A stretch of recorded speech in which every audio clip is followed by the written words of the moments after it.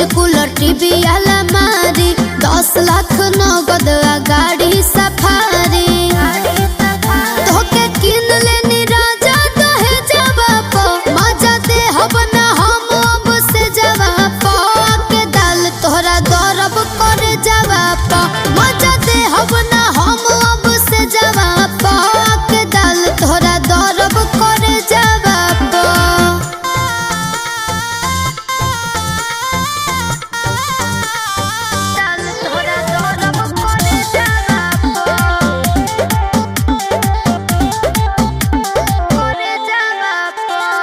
खाना